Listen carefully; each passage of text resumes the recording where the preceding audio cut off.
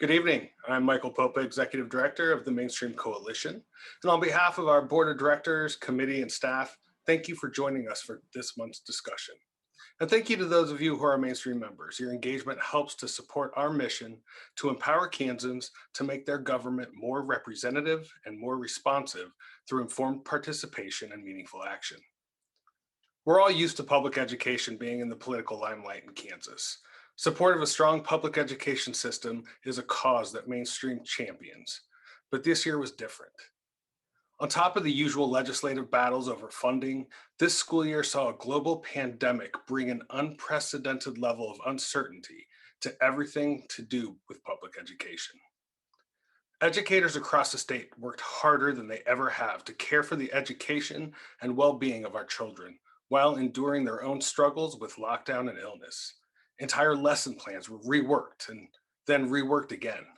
Counselors and social workers visited children at their homes to help them and their families cope with the stress. Even the schools empty, meals continued to be made and they continued to be served to our student populations.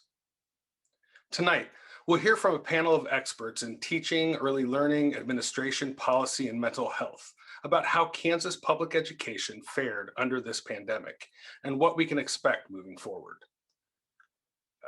Just to let you know, we are offering closed caption through a third-party provider this evening.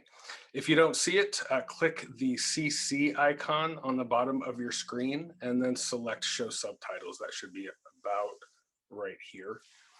If you're on a tablet or mobile device, you may have to swipe or click the more icon. We also may have time for some audience questions this evening. Just click the Q&A icon again at the bottom of your screen under the more icon, and you can submit a question.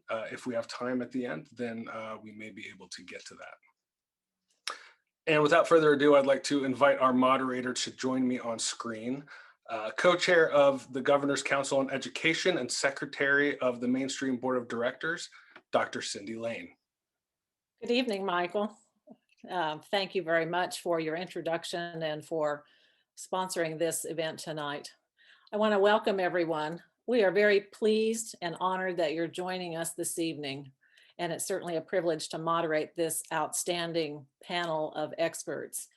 Tonight, we're going to take on three topics that some might say are at the center of our polarization: the pandemic, politics, and public education.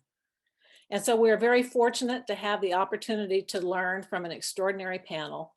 We'll hear their perspectives, reflect on the lessons learned, and identify what we can do together to forge our path forward. So let's meet our panelists, beginning with Tim DeWeese.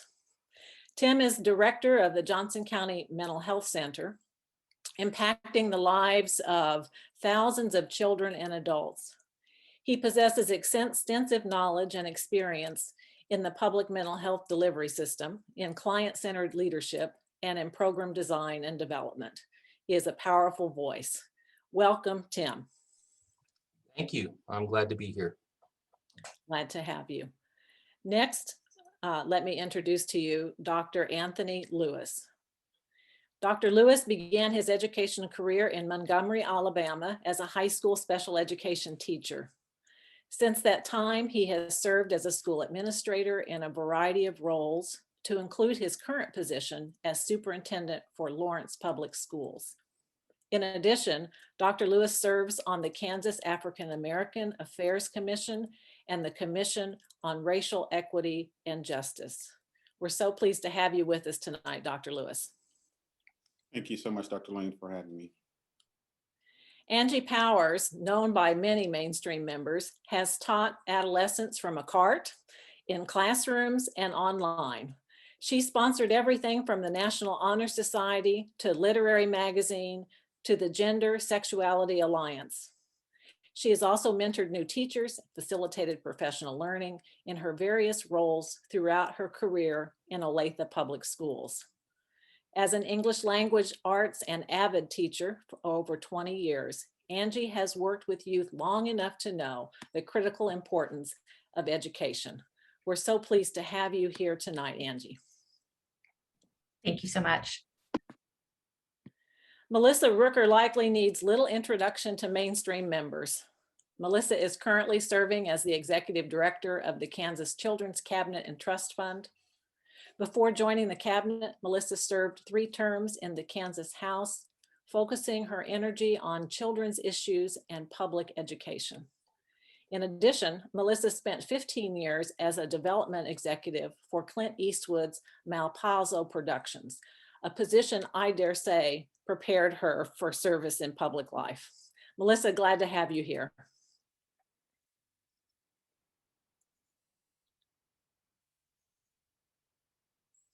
And finally, we have Janet Waugh.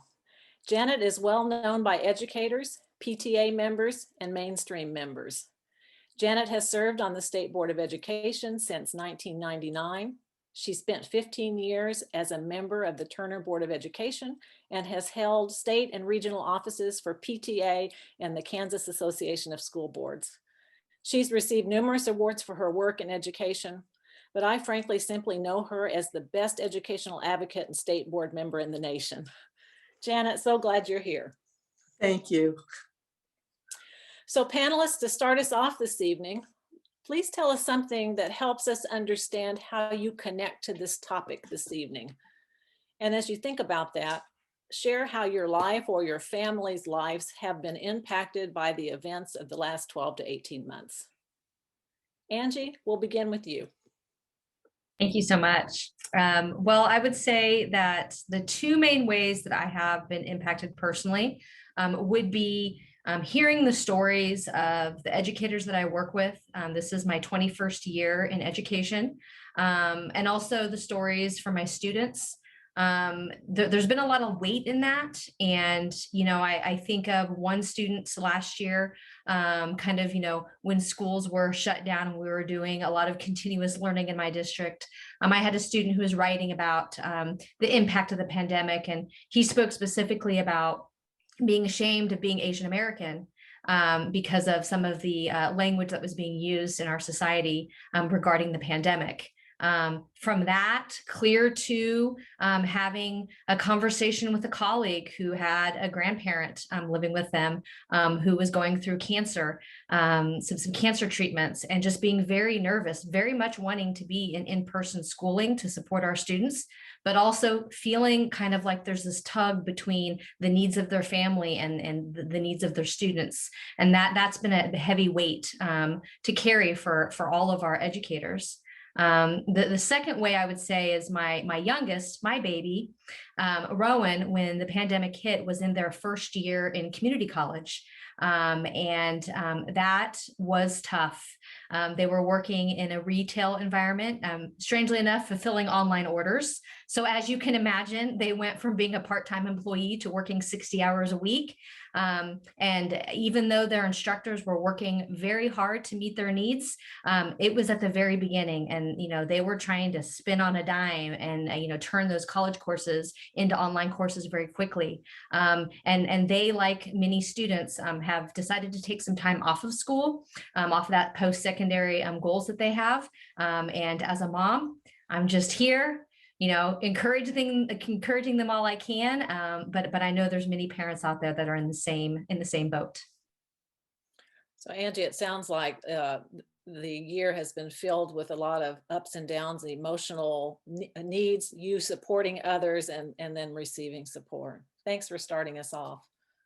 Dr. Lewis, tell us how you connect and what the impact has been in your life and your family. Yes, again, thank you for having me here. As Dr. Lane indicated, I do enter this space as a commissioner on Governor Kelly's Kansas African American Affairs Commission, as well as the Commission on Racial Equity and Justice. And as superintendent of the 7th largest district here in Kansas, obviously I connect to this topic in many ways. And although this pandemic has been a health crisis, at times, some have made it to be political.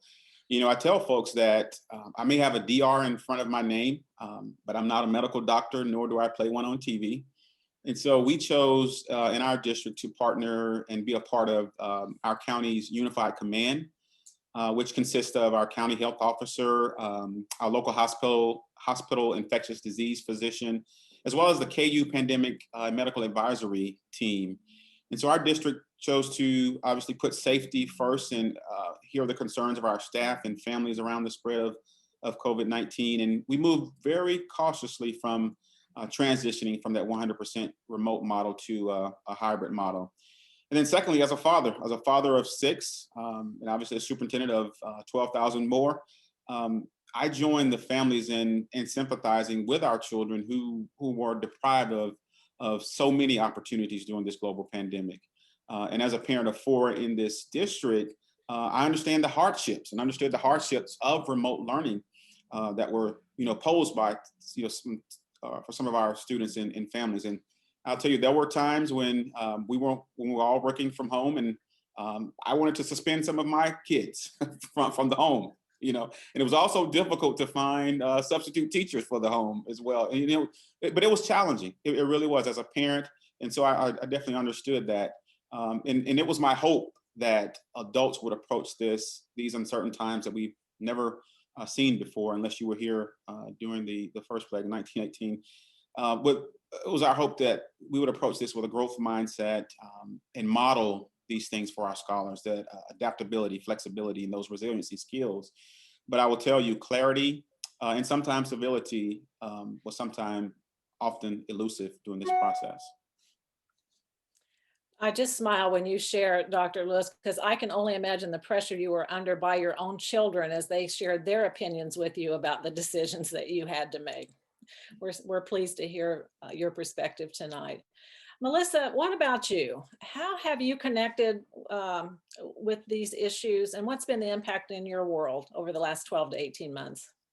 Well, Cindy, professionally, our role has been a supporting one to our partner agencies. The Department of Health and Environment, Department of Children and Families, and Department of Education are our close working partners. And they were on the front lines in the crisis center, the management of the initial shutdown, and then all of the decision making that had to happen. We focus on the early childhood space, and childcare was never shut down because of the recognition that frontline workers needed safe places for their kids. So we had to really help support as policies were shaped to allow that to happen safely, and support the providers across the state and families and make sure people connected. So I have a small but mighty team of staffers, and they themselves have their own family situations. When we were all sent home to work from home, I've got one staffer who had 5-year-old twins entering kindergarten, and all the sorts of iterations of family dynamics that came into play. I have a staffer that lost 3 family members for a variety of reasons in the past year. So just being flexible on my end, because my own kids are adults, and I felt like I needed to be flexible and adapt to the needs of my staff. We made it our goal together. We agreed, we knew what our deadlines were and the challenges that needed to be addressed, and we would meet those responsibilities. But if it meant somebody had to work late at night and rather than midday when their kids had to be in online school, so be it. So my world was kind of turned upside down as I helped support my team to make sure they gave their best effort to the state. And then on a personal end, I do have adult kids, but my son, my daughter I haven't seen since 2019. She lives in Phoenix with her family. I have a 5-year-old grandson there, and we certainly couldn't travel to Phoenix in this last year. I have an 85-year-old father I hugged for the first time last week. So, and we're feeling it too. And my son, who is in town, had his own string of celebrations and milestones disrupted. He earned a master's degree from George Washington University in public health in May, and should have walked across a stage on the National Mall, and that obviously was canceled. He was accepted to medical school, and the white coat ceremony was us cheering him on in our living room, because the whole thing went virtual. His own experience in med school this year was they did a beautiful job of adapting, but lots of virtual activities rather than all of the in-person bonding. I'm not sure that he's been able to build relationships with his classmates because of all the lost opportunities. They're beginning to pivot back to normal, but he also was supposed to spend 4 months in Colorado with his girlfriend while she did her field work. She was recalled home.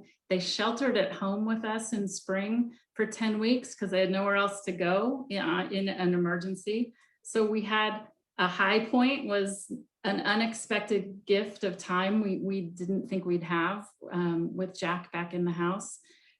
He had big plans to propose to her on a mountaintop in Colorado before that fieldwork experience ended. And it turned into a quiet, he surprised her one day in the fall when she came home from work.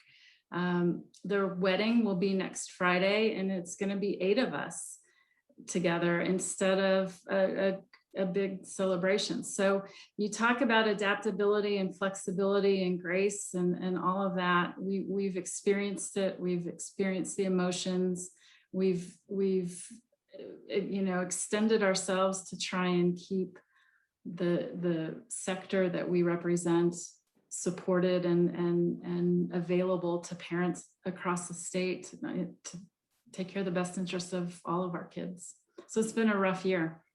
It has, and that word grace, thank you for bringing that in the room. As all 3 of you so far have shared with us your connections, that word grace seems to resonate with, you're not only trying to do what's you're charged with in terms of your professional careers, but giving grace and trying to manage your own challenges. So Tim, real curious about your connection to this, and what's been the impact in your world as a mental health expert? So as the director of a community mental health center, we had to on a overnight practically change our entire model of providing services to one of primarily telehealth. Unfortunately, not everybody has access to those type of services. So we still had to find a way to provide in-person services throughout the pandemic to ensure that people had timely access to care, that we were able to serve people in emergent situations and do that in a way that was safe both for staff and for the families that we serve. I think from another perspective, one of the things that I think I appreciated from the school district's perspective is that as school boards had discussions, I was involved in those discussions from a mental health perspective of their students. And so from early on in March of last year, have communicated with the superintendents and been a part of those discussions. So I think that from early on, there was this thought and idea of mental health and how we can help people survive and manage this global pandemic. Fortunately, it wasn't just a global pandemic. We had to help people overcome the trauma experienced by the racism that we see across our organizations and within our communities, the hate, the polarization and the division that exists. And so all of these things had tremendous traumatic effects, not only on staff at the mental health center, but the clients that we serve. I think Dr. Lewis mentioned the lack of civility, and I have to say that was a disappointing thing for me as well. Prior to the pandemic, I shared with many people on a regular basis that felt like civility needed to be put on the endangered species list because I didn't see any of it. And I certainly haven't seen any of it over the last 18 months in a fair share. So I think that that has, from a professional standpoint, those have been the challenges. I think that thankfully, because of young people, particularly the people that are going to school right now and that are overcoming and managing some of these barriers that their existence, we see how resilient they have been.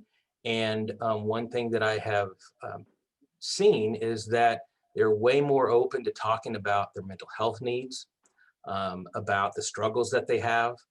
And so if there is a silver lining in the pandemic itself, is that we have been able to create an avenue, at least with younger people in my experience, that ability to open up about mental illness, open up about mental health, and open up about the struggles that exist. And I think we as adults can probably take some lesson from that. I think from a personal standpoint, it's been kind of trying to manage all of that. It's the same things that you all have shared. My mom, who's 83, fell and broke her hip in the middle of the pandemic. We did not want her to go to a nursing facility, so we created a bubble, and I went and lived with my mother for a period of time, which I now say was a treat that I would never have gotten to do if it wasn't for a global pandemic. As a 53-year-old person, going back and living full time and taking care of your mom, that was an experience that I would have never had. And so I'm thankful and grateful for that opportunity. So it's been challenging, but I think that there have also been diamonds in the rough that I've chosen to try to focus on, and my family's tried to focus on.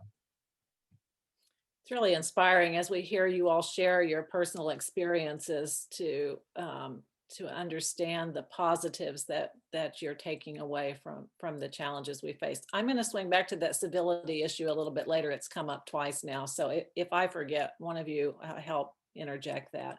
But I'm anxious to hear from you, Janet, as I think about the unexpected challenges that you face, not only as a grandmother and a head of a family, but in particular, leading the state board and the tremendous work that had to be done in a very short period of time. Share with us your connections. Thank you so much. Well, first of all, I remember vividly when Dr. Randy Watson, our commissioner, contacted Kathy Bush and myself. She was chair and I was vice chair at the time, and told us the governor was going to shut down schools. And oh my goodness, this started everyone just started going crazy. It was just amazing. I mean, and by crazy, I mean, everybody jumped in. They did not see it as a challenge. They saw it as an opportunity. And I cannot tell you how proud I am of all our educators, from the department to the classroom, even to our cooks, our paras, everyone. I want to include everyone in this because everyone came forward and they were amazing. Well, in the beginning, our commissioner, he appointed a committee, and this was really neat. He appointed a committee to figure out what we need to do to help our schools in the beginning. And I believe it was 72 hours, 3 days.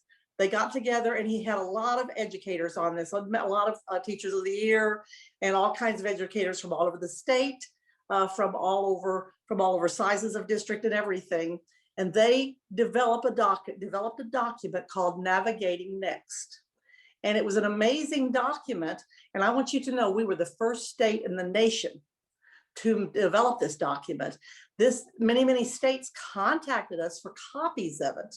And then since then, we've developed Navigating Next and everything. And in the process, he also started having daily meetings with our superintendents. I believe Dr. Lewis was on probably all of them, and because the superintendents didn't know what to do. And so anyway, they did an amazing thing, because frankly, our teachers, I just can't believe how they did this, because our teachers were not trained to teach remotely. This is not something they learned when they got their degrees, So and many of them that were, say, in their 40s or so, had not been born with technology. They had to kind of learn it. So it was amazing how well they did this. So I cannot tell you how impressed I was. And then I can remember Dr. Watson telling us in the beginning when we were doing this, he says, you know, we are building this plane while we're flying it. And I think that's exactly what we did. But in my opinion, we did an absolutely wonderful job. And then of course we continued on. I know I was on, we were on conference calls 4 or 5 times a day. We had Zooms, we had everything. I mean, I don't think anybody slept, any of our educators. I think they were working, they weren't working 5 days a week. They were working 7 and probably 12, 15 hours. And I include everyone in this because our educators were phenomenal, just absolutely phenomenal. So I can't say enough about them, but I was going to start with, and I forgot to, but in my opinion, for whatever it's worth, I believe this was the most challenging year we have ever faced in education, because I've been around a long time and I do not remember anything that would quite compare with this year. It's just been amazing. Now, as far as family is concerned, let me tell you about that. I can get into that. I have 4 wonderful grandchildren. I'm truly blessed. And I had 2 grandchildren who were in post-secondary. I had a granddaughter down in Central Missouri, and I had a grandson at Pittsburgh.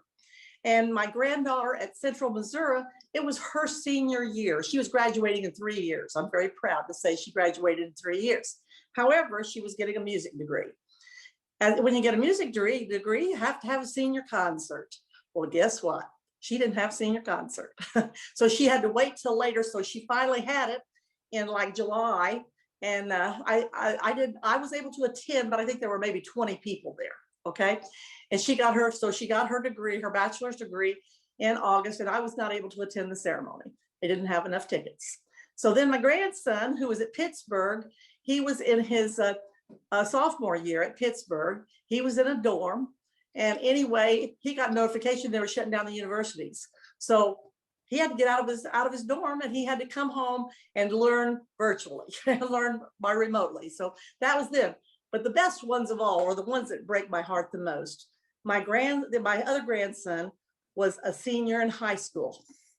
And when he left school in March for his spring break, he never went back because they shut the schools. And I thought, how heartbreaking. So needless to say, he not only did not have a prom, he didn't get to say goodbye to his friends. I mean, they'd had a drive-through graduation. They did have it. It was in June, but they did have a drive-through graduation. So I thought that kind of broke my heart. I think my heart's broke more for these high school kids who have missed out on so many things. And then my granddaughter, my other granddaughter, she was a junior in high school. Well, guess what? She didn't have a prom. And then before school started this year, she's, Gran, you've got to have schools. This is my senior year. I said, Shelby, I understand, honey, but you know, I don't make these decisions. Your local board's going to make it. I said, contact them. Well, needless to say, she didn't go to school until I believe November. She was on remotely till November. Then she was going hybrid, half a day. And in March, she started back full time. So she got approximately a month and a half of full-time school. She did not have a homecoming. She did not get to attend a football game, a basketball game. And this was the highlight to me. I thought this was very positive. They kind of started a new trend. All those kids attended baseball games. They said they were packed because those were games they could go and support their teammates, which I thought was exciting. And she did have a prom, but her prom was for seniors only. And it was on a football field. So that's what she had. And she did have a graduation, but it was also limited. But so yeah, it's been a hard time. But I guess the worst one of all for me personally, I'll give you my worst. It just happened about 2 or 3 weeks ago. I have a very dear cousin in Texas who, in fact, she was the one I took to the airport. I was telling you about that today. She came up and visited me for a week. We're like sisters. Anyway, she came up to visit me, but 2 weeks ago, about 3 weeks ago, she lost her husband to COVID. And they had been married forever. And I mean, it's heartbreaking, had a large family.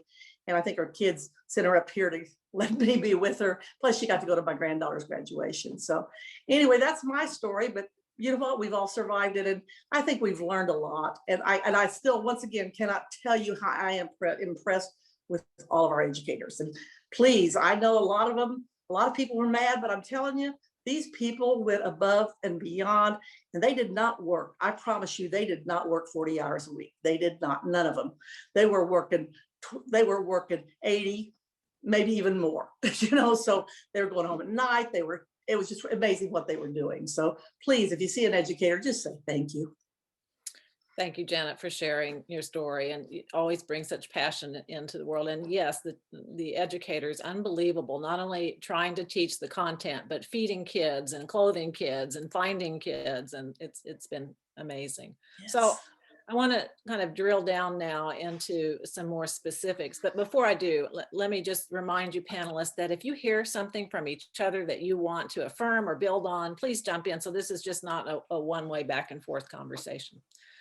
So Melissa, I've been thinking a lot about you and the fact that across the nation, we're finally recognizing childcare and early learning as infrastructure, right? So what are the top lessons that you've learned as in your role as Executive Director of Children's Cabinet? And as you think about that, could you briefly tell us one or two policy issues that would be helpful in moving childcare forward in Kansas? Great question, Cindy. Yeah, we were well positioned in Kansas. We had done a deep dive into early childhood care and education in 2019. So we had a comprehensive needs assessment and a 5-year strategic plan that we had just gotten approved in February of 2020. So we were poised as a team with the agencies I mentioned earlier to move forward with some pretty exciting work to help shore up our system, because pre-pandemic, we knew we had incredible needs in the childcare sector. But this awakening to the role that childcare plays in society, and the connection to brain development and the importance of those first 1,000 days of a child's life, from birth to 3, 1 million neural connections are being made a second. That's the brain architecture that sets a child up for success for the rest of their lives. And so what our position is that we've adopted is that every environment a child interacts in is a learning environment, and that can be for better or worse.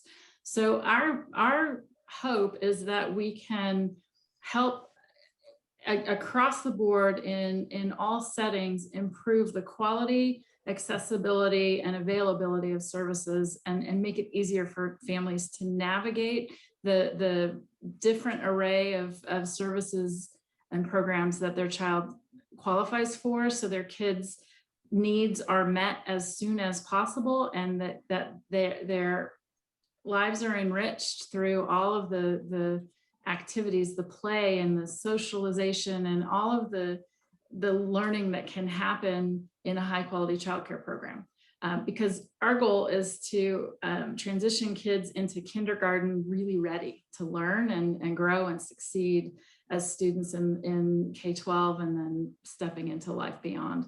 So we've managed to keep a lot of that work going. The pace is different. Some of the things have had to be adapted to new normal, and so we've just tried to be adaptable. But from a policy standpoint, I'm really excited to see what happens at the federal level on the topic of universal 3- and 4-year-old pre-K. It could be a game changer. But at the state level, we need to be very careful that we don't allow that to shut down the work of childcare providers. We need our licensed childcare providers in the state to also be part of that policy solution.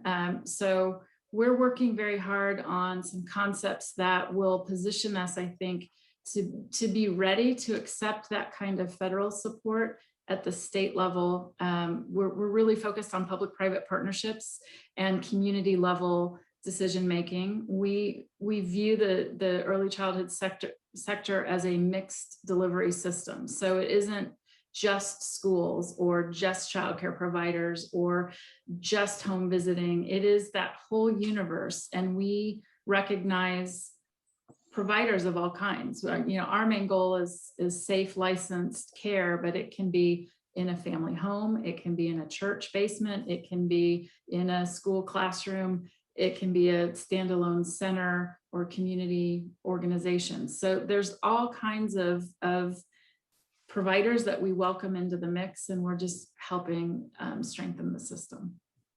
So what can mainstream members do to share their importance and advocate for access to quality early learning? I'm thinking about equity issues because some of us have more access than others. So what can mainstream members do? Advocate for investment. We are funded, our early childhood in Kansas is funded by the master tobacco settlement, the annual share that Kansas receives. And it's a pretty stagnant amount of money. We haven't changed that. And I guess, you know, the victory for a number of years was not getting cut and protecting our role, but we can't grow and reach kids that, and there are incredible inequities and disparities that exist, and we can't expand our reach without growing the investments. So we need recognition of the important role of early childhood programs as a public good, as a part of our infrastructure, as an economic development component. And we need to expand investment, like you know, everyone will say that, but I think advocating on behalf of our kids to make sure that we're viewing a continuum of care that begins prenatally and carries kids all the way through post-secondary success. But that would be my wish, is that we advocate in that way. Thinking about it as infrastructure is certainly a game changer. And Tim, it has me wondering about mental health as seen as an infrastructure in terms of support. So, you know, help us understand the dramatic impacts, and you shared a little bit of that on mental health services, and what policy issues might help move Kansas forward to make sure that people have access. Oh, I think you're still muted. I am. There you are. I knew I wouldn't get throughout this without being told at least once that I was muted. I think that there are a couple of things that have happened over the course of the year as the pandemic rolled on, and I think it brought more awareness and conversations to the forefront about mental health, both at a state level as well as a federal level. And I think that there actually this year, I'll just say that there was a piece of legislation called that focused on the Certified Community Behavioral Health Centers, CBHCs, and that was passed. We'll have to see how it gets funded and how it rolls out. But that piece of legislation in and of itself is probably the single largest or most important piece of legislation in Kansas since mental health reform of 1990. That's how big it is. It's a big deal, and so the legislature, you know, in a bipartisan way, passed that this year. I think that the area that probably needs the most focus on is, it goes back to what Melissa was talking about, and that is, and this has been a struggle that we've always had, is that, you know, the mental health system itself has built on to be a responsive entity. So someone experiences mental illness, they experience a traumatic event, they have symptoms, and then we respond to those. We really have to get moving upstream into early childhood, into the schools, primarily because we know that those major mental illnesses, the research is clear that if we take prophylactic measures, we can either reduce or eliminate the major impacts of mental illness. And so the more we move upstream and help people develop that resilience, to help people develop coping skills, things like that, I think the better off we're going to be in the long run. So really focusing some of those early intervention points, making sure, and I think I have to say for Johnson County, here in Johnson County, I have a better relationship with the schools, the superintendents at the schools, than I ever have before. And I've been at Johnson County Mental Health Center for 25 years. So the last 3 years have been the most intensive with the schools. And I think it only has to continue in that realm. Thank you, Tim. And that gives us some insight into what we can do as we advocate for quality schools and quality health and mental health services. So Dr. Lewis and Angie, I'm curious about top lessons that you have learned since the pandemic, and especially talking about equity issues, talking about how you're seeing students thriving or struggling in schools, and what we need to do to address those issues. I don't know which one wants to jump in, but please do. Go ahead and get started, and then Dr. Lewis can come in and smooth out the rough edges that need to be smoothed out. I think from the classroom perspective, I don't know necessarily if this isn't a brand new lesson, but I think the pandemic has just really made it very clear that no educator comes into this work because they want to produce a good worker. Although in education, part of our job is to prepare our students for the workforce. We come into this because we want to support humans. And the pandemic has really highlighted that some of those social emotional pieces that Tim has talked about. Our Department of Education here in Kansas has done a great job of promoting focus on civic engagement, social emotional wellness, and those have been proven to be spot on in this pandemic. I would say that the work that we've done this year in prioritizing learning and being able to move more quickly in response to meeting students where they are is probably been the most important work that I felt like we've done. And because it's so linked to that social emotional learning. If you're just trying to get through the curriculum because you have targets to hit to produce workers like in a factory, then you don't care about the impact that speed is having on your product. And that is that factory model. We have a lot of pieces in our structure based on that factory model still in our educational system, and we've got to break that. We've never been producing widgets, but we sure as heck aren't now, because that's not even the kind of worker we need anymore. I remember the faces of every student that I've lost to suicide. And every educator out there does, whether they teach kindergarten, pre-K, 12th grade, post-secondary. And our most important job is to help them as humans. And then second, of course, is to support their learning. If I could just add to that, I don't know if I'll smooth that out, and you did an excellent job with that. But I think one of the things that we've learned as parents is our role in education. We've always known that parents play a critical role in their child's education. But when you have to become that teacher, you really truly understand the critical role that you play in. You also understand how you can continue to help and how you can further help with your child's education. I think another lesson that we've learned is really understanding just how valuable our classroom teachers are, like Angie Powers. Really understanding that our teachers had to totally redesign their lessons and the school district had to redesign how we deliver instruction.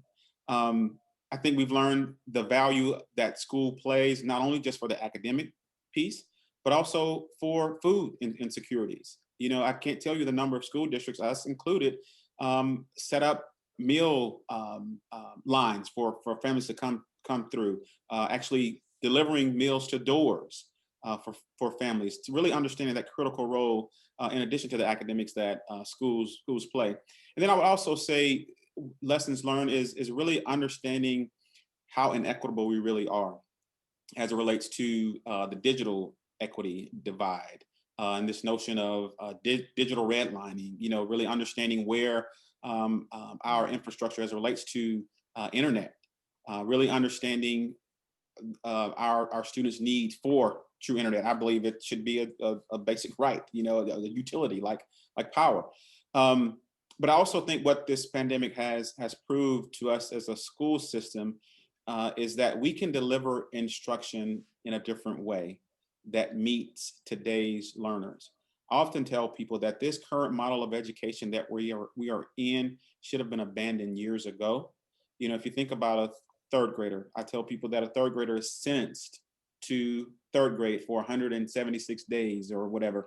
They do their time and then they move on to fourth grade. They can't go on until they do their time. And that model of education, time is the constant. And so how can we take what we've learned through this pandemic and create an educational system where learning is the constant? And that was one of the things that attracted me to the state of Kansas was Kansas school redesign. But guess what? We all had to redesign our schools in a matter of hours, in a matter of weeks. And so those are just some of the things that I think that we've learned from this pandemic, and some things that we will continue to take on as we look beyond this pandemic. Dr. Lewis, I want to have you drill down a little bit more on those equity issues. So that was a powerful phrase in terms of digital redlining. But what are the other equity issues that some of us may not have the opportunity to observe that you see that we need to address? Yeah, definitely. Of course, many of our families, although some of them were able to work from home, many of our families, particularly some of our students of color and some of our students on free and reduced lunch rate, their parents were essential workers, by meaning grocery stores, fast food restaurants, and public transportation drivers and things like that. So they were essential, and they didn't have the luxury of having parents at home, you know, with them to tell them to get up, get on the iPad.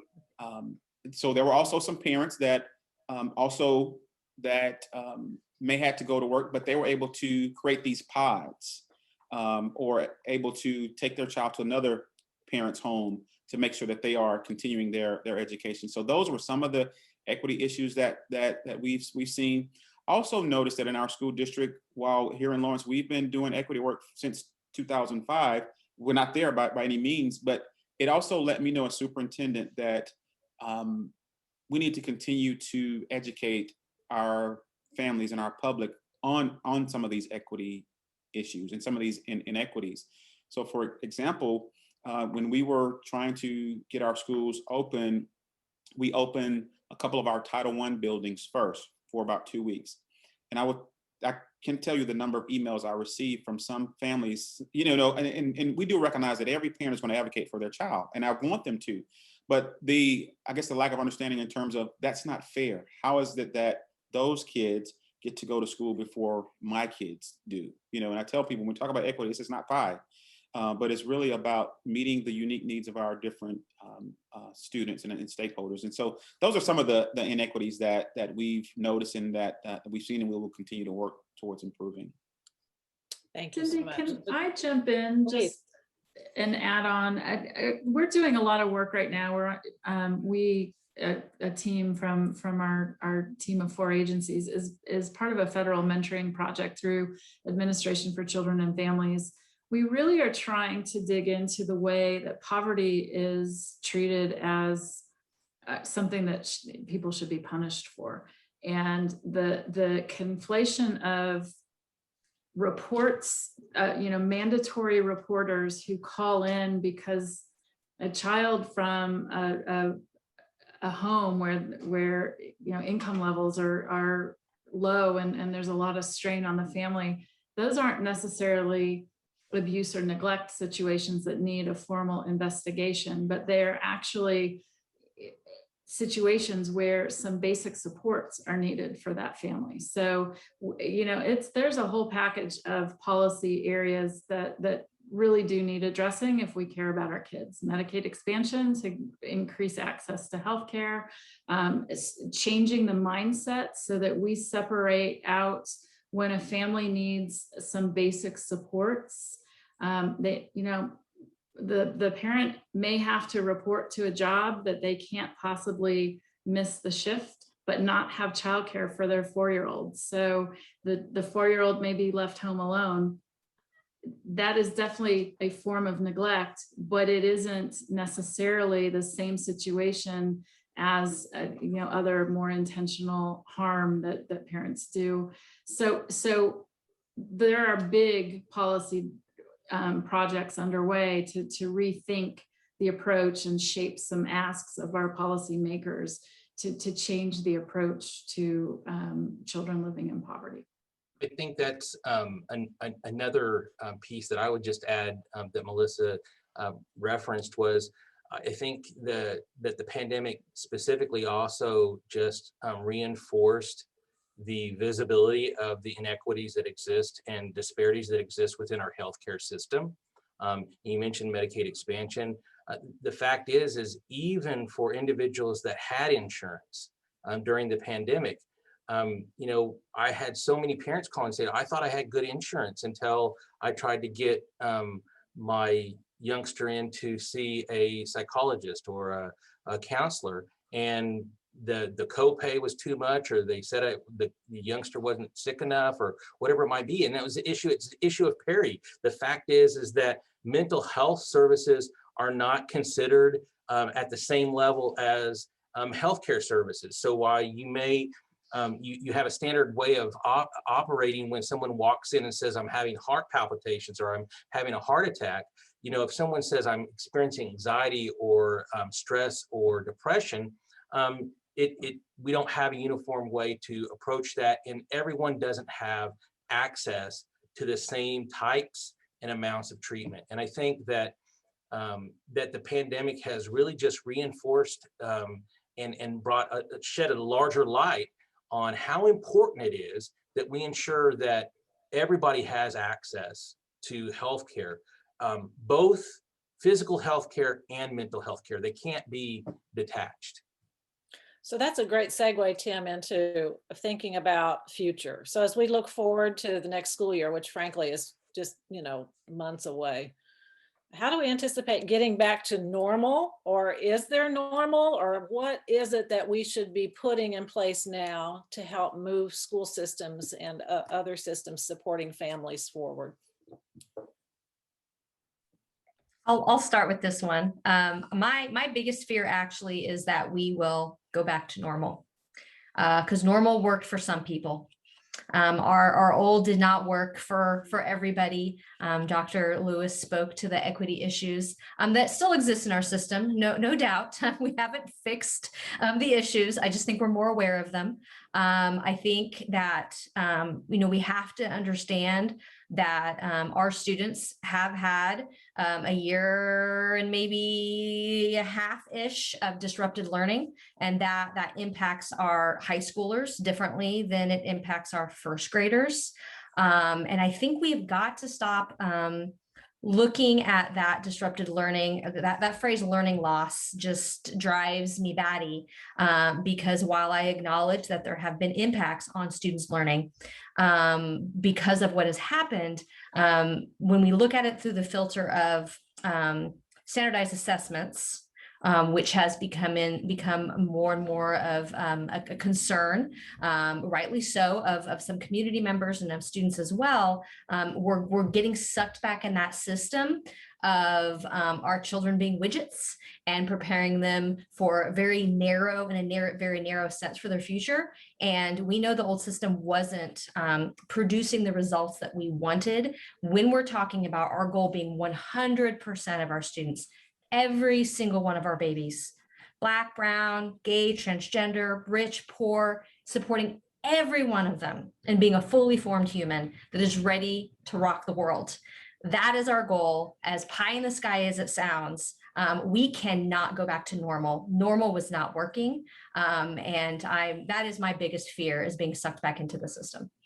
So Janet, okay, state board member, you have a lot of influence on what this the new evolution of schools and services looks like. What's the state board's position, and I guess maybe the question is, what's your vision and how do we move forward? Okay, well, frankly, our vision is what we want for all schools, and I think it's exactly what we need. And many schools are doing it, but many schools are not.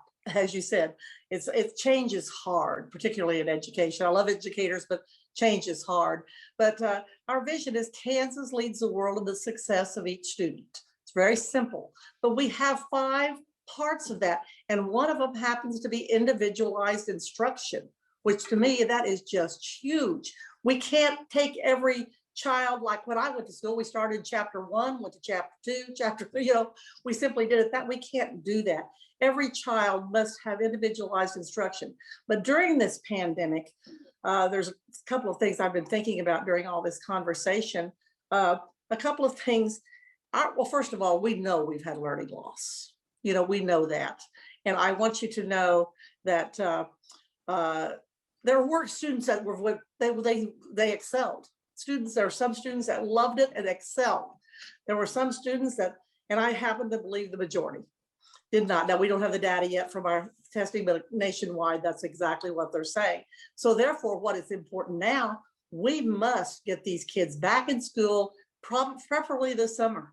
They all need to be there. And we have the funding. We received quite a bit of funding from the federal government, and then we need to get summer school going, and they will pay for anything in COVID. And we need to get these kids, we need to hire back to mental health. We need to hire, and many districts are doing it. We need more counselors. We need more school psychs and school. I know many school districts are hiring more because our children have been really impacted socially and emotionally. This is one of the big issues with our kids. And this is nationwide. And another thing, of course, in our vision, there's so much to kindergarten readiness. That's so important. We have data to prove how important early childhood programs are. And then the social emotional piece, of course, like I said about that. And then we get to the individualized instruction. And when they get in middle school, start looking at careers so that they don't just look at graduation rates and then go on to post-secondary success. All of those are part of our vision. But there's so many things that and if people will really look at that and take the instruction and change it, we don't need to look directly in this computer as our kids did, or into a book and just read chapter 1 or chapter 5. We need to have experimental type things, learn things virtually. I mean, like go virtually to the zoo or things like that, just different ways they can learn instruction. There's so many ways to make it exciting for kids, individualized instruction. There's ways, so many ways, but I don't know, this is another thing I don't know whether you're aware of or not, but this would upset me really bad. It's my understanding nationwide, and I can't tell you whether it's 10 or 20% of our students we've lost. We've literally lost them. We have no idea where they're at. I mean, I think it was 20, but I don't want to push it. So I think I'll say 10. We have no idea where they're at because they didn't report back to their previous school, and they haven't called to receive their transcripts, and they've tried to find them and they cannot. And it's my understanding the enrollment in almost every district in Kansas is down. So that's one thing. And another thing is, this one is really upsetting to me, is the number of child abuse cases has decreased. Now, why is that upsetting to me? Well, the reason is educators are our #1 reporters of child abuse. So there's so much going on. So anyway, but our schools, the most important thing we need to do is we need to get them back in and try to get them caught up, but do it in a different way. Make learning fun, So anyway. Dr. Lewis, what does that learning in a different way look like? I think what we've demonstrated that we can do now, if you think about students that are in our classrooms now, and definitely the students that are being born now, they were born with an iPad in one hand and probably a cell phone in the other.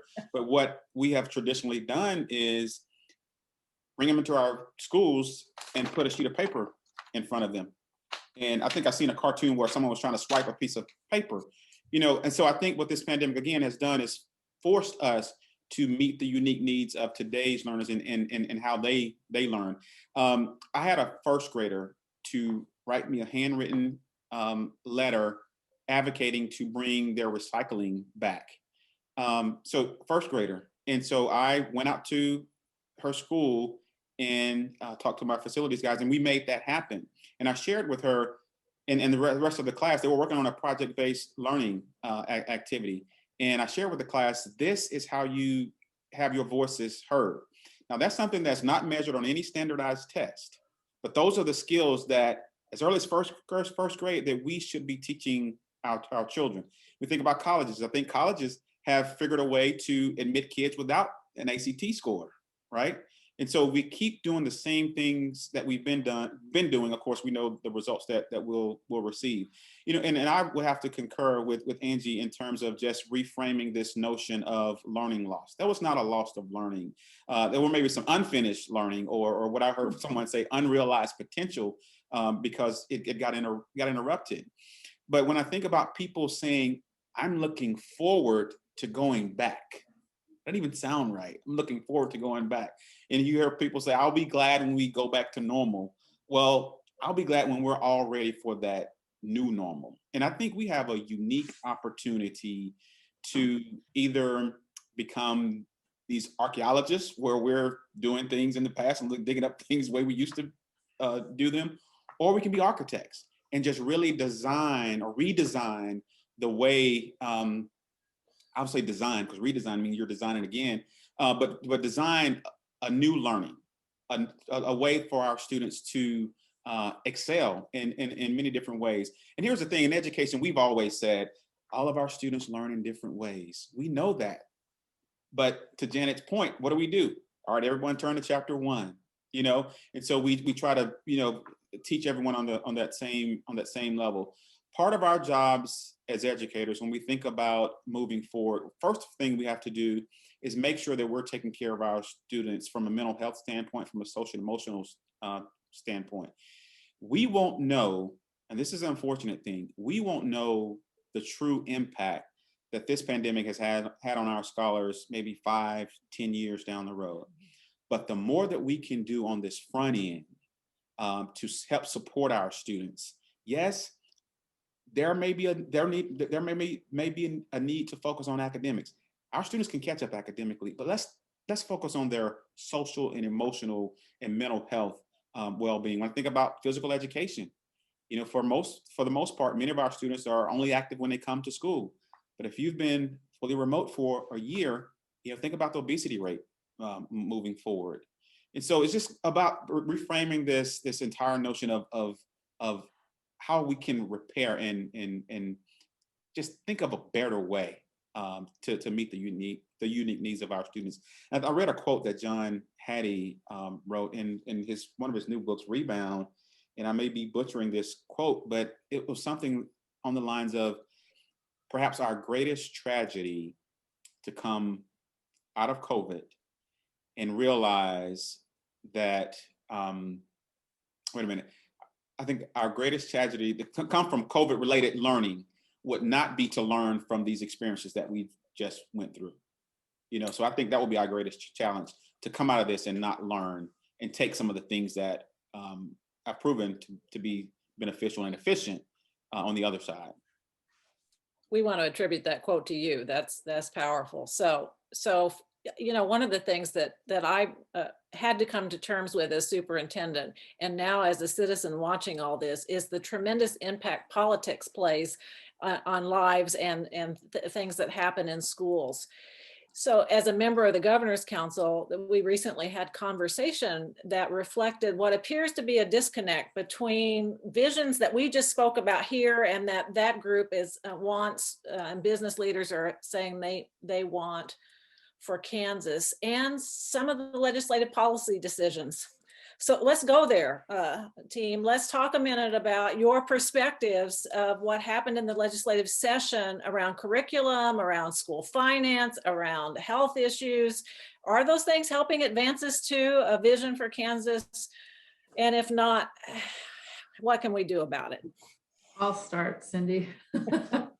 Our work at the Children's Cabinet is strengths-based. We adopt an approach. We look for ways to strengthen families. We don't seek to find ways to punish families, to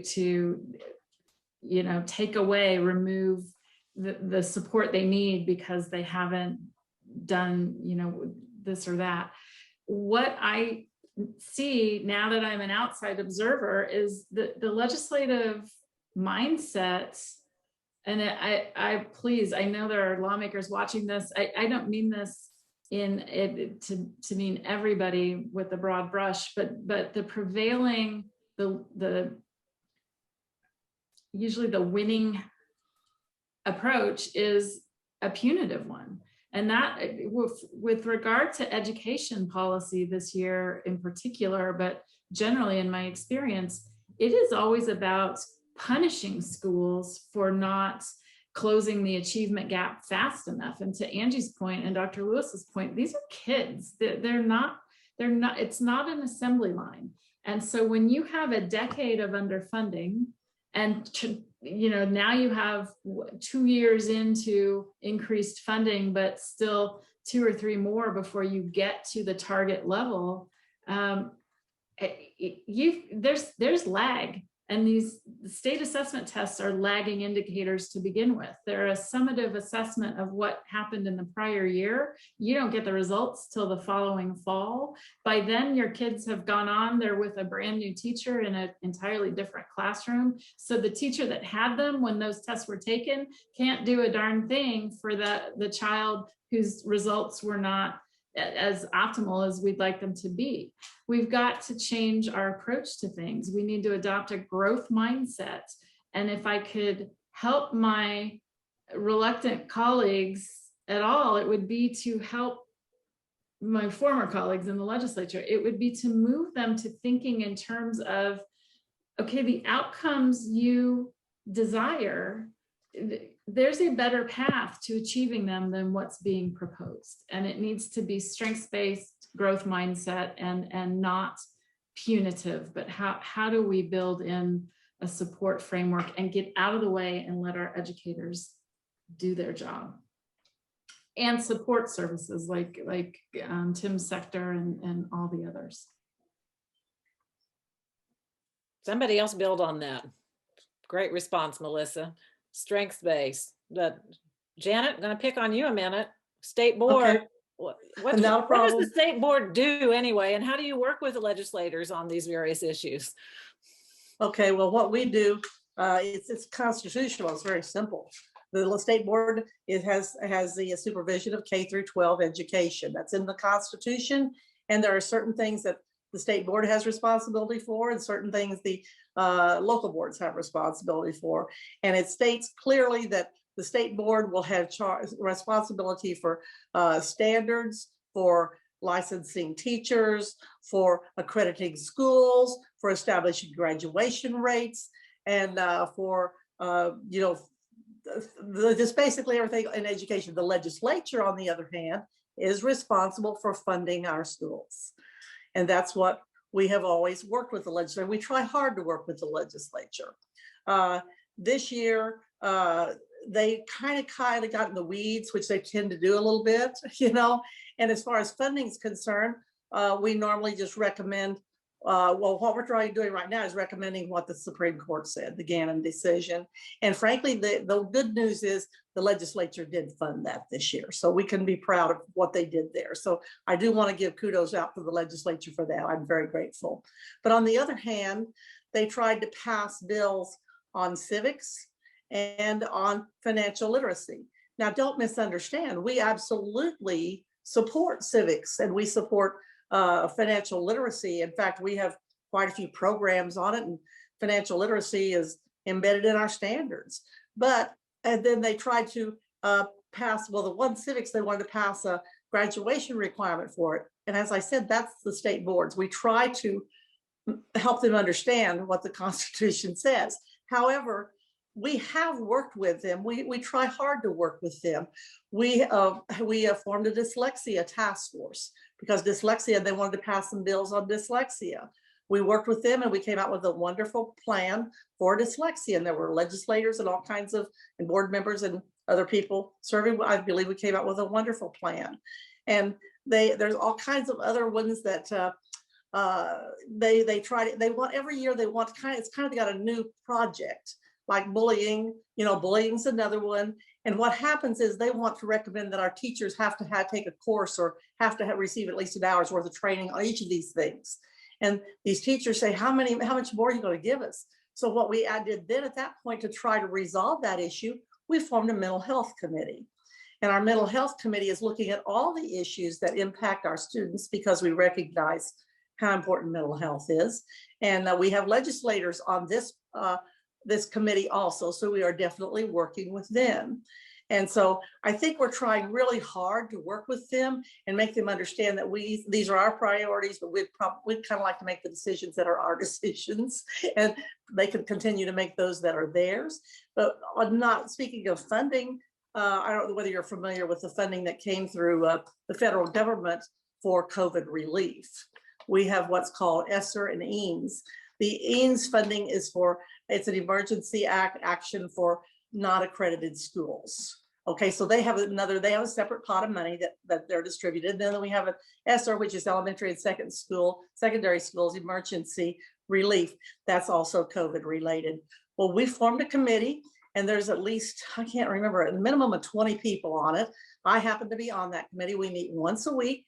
Anyone can watch it. Just go to ksve.org and they'll give you the Zoom link from 3 to 5.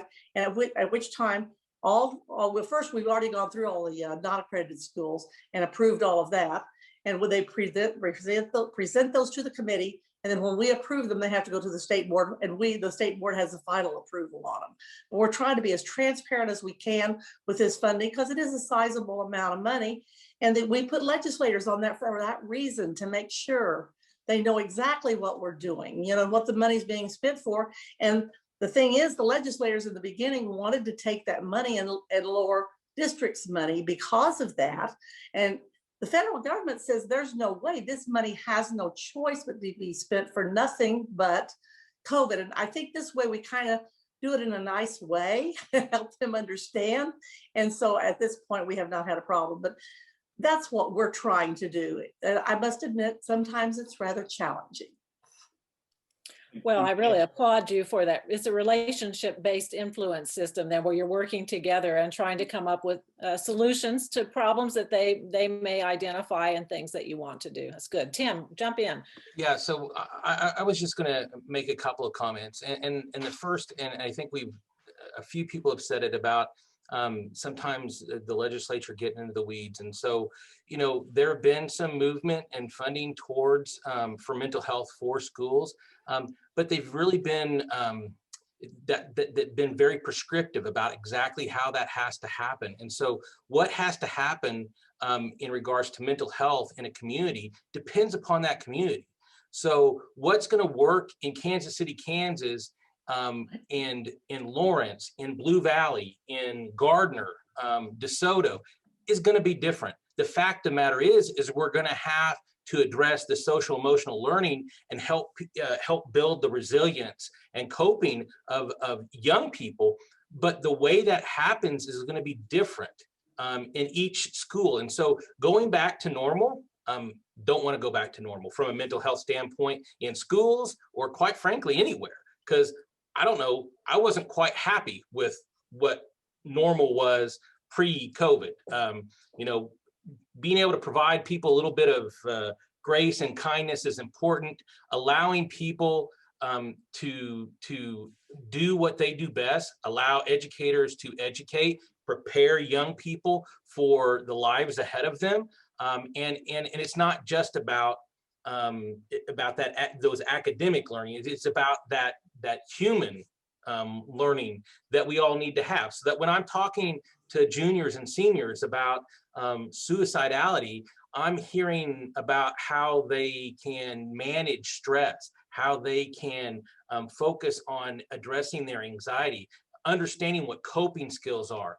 And the thing that has amazed me over this last year is we have something called 0 Reasons Why in the school districts here in Johnson County. And it's really a teen-led, a student-led initiative to disrupt teen suicides. And it's been very effective. We've had fewer suicides this last year in a pandemic year than we had the year before, and the year before, and the year before. And the thing is it's because we've asked the students what they needed, and then we got out of the way and help them achieve those things. So just like Dr. Lewis told the story of the first grader saying, "Bring back my recycling." Many times the young people know exactly what they need to learn, and we probably just need to listen to that and move that forward. And I'm talking basically from a mental health perspective, but quite frankly, I think that if we create mentally well human beings, their potential for learning is going to be out of this world. And so I think that's the foundation that we have to build from. And it starts with what Melissa started off at the very beginning and talking about doing that in early childhood. So don't want to go back to normal and, fund things, but let's not get in the weeds. Let people do what they're good at. Let Dr. Lewis do what he's good at. Let Angie do what she's good at. Let Melissa do what she's good at, and let me do what I'm good at. And I guarantee you, we will meet the goals, and we will have a brighter future for our state in that realm. I'd like to respond, Cindy, if I could. I agree 100%, because I tell you what, that's one of the things that, frankly, that really I don't like mandates. I hate mandates.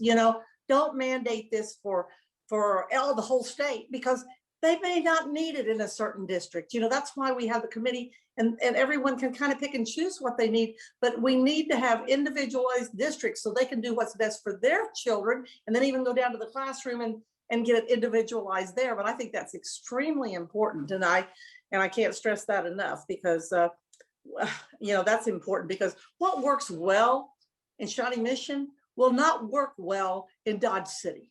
It's just that simple. Or let's go to a small district. It certainly will not probably work for them.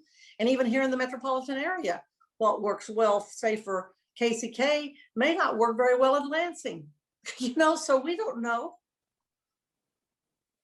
That's why local control is so important. I believe in that.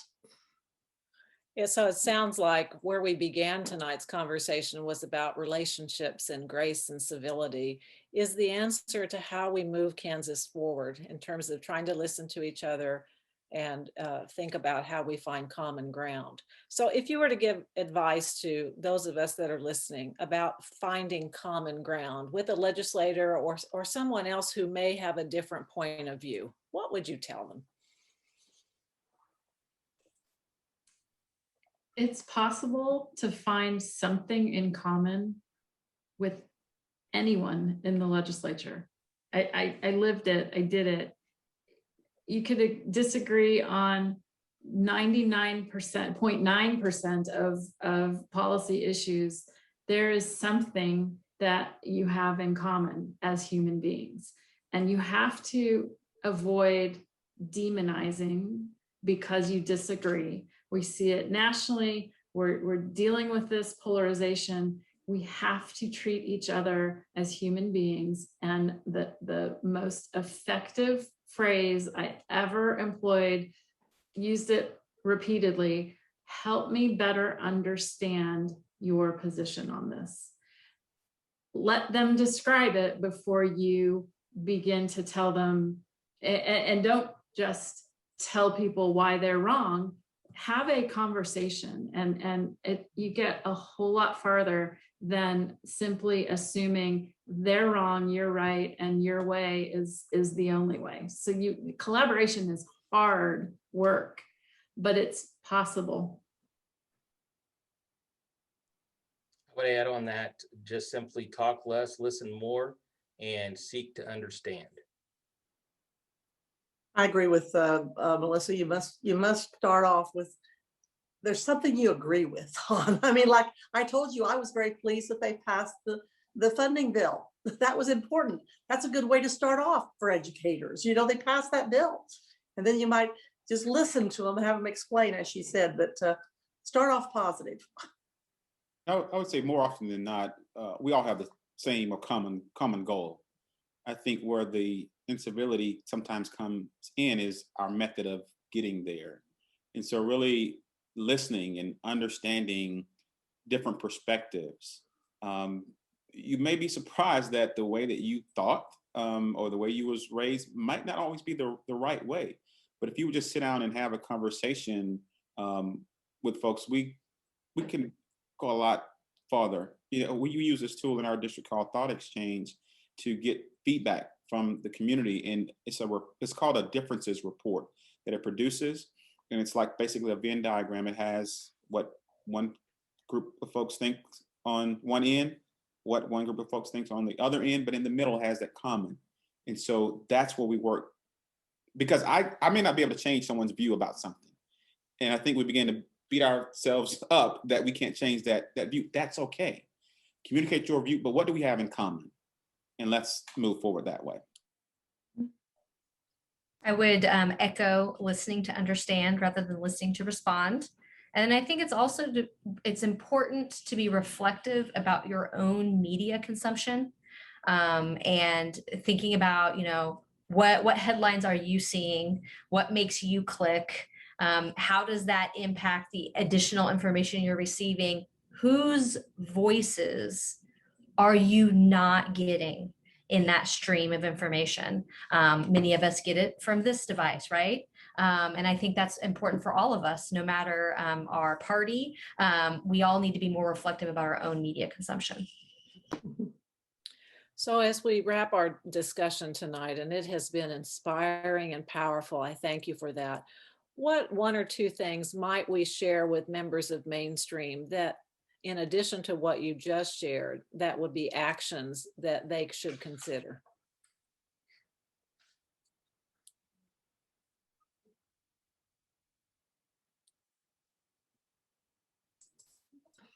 Mainstream members are already highly engaged, but helping build that network, I think, is very necessary. People often get focused on, you know, they're upset about some policy decision and they aim at the wrong place to try and affect change. So I think helping beef up engagement among those non-mainstream members is probably a worthwhile activity in the legislative interim that we're entering between the legislative sessions. And there are local elections coming up for nonpartisan local offices, city councils and mayors and school board members. So I trust the Mainstream community will engage in the election cycle as they always do. So just pace yourselves, but stay engaged. Well said. So it's not about having an R or D. I heard you all say it's about finding common ground, and that's a great place to leave it. Thank you all so much for taking on 3 big challenges: the pandemic, politics, and public education. Thank you for your advocacy for all kids and for all Kansans. And it was a real honor to be part of your conversation tonight. So on behalf of Mainstream members, thank you very much. And now back to Michael. Thank you, Cindy. And thank you very much to all of our guests this evening for your time, your expertise, and for keeping this conversation going. It was extremely engaging and inspiring. You've given us a lot to think about. I also want to thank our members and donors, over 100 of whom registered for this event. Without your support, the Mainstream Coalition and our affiliate, the Voter Network, would not be able to do the work we do. Next month, we will be hosting a discussion about voting rights and efforts in Kansas to fight voter suppression. Our guests will include advocates, activists, and experts talking about recent legislation passed in Kansas and expected effects on upcoming elections. Members will be invited to attend that event for free, so make sure that you tell your friends to become a member at mainstreamcoalition.org. Please help us keep Kansas moving forward. Until then, stay safe and remember to do more than vote with Mainstream.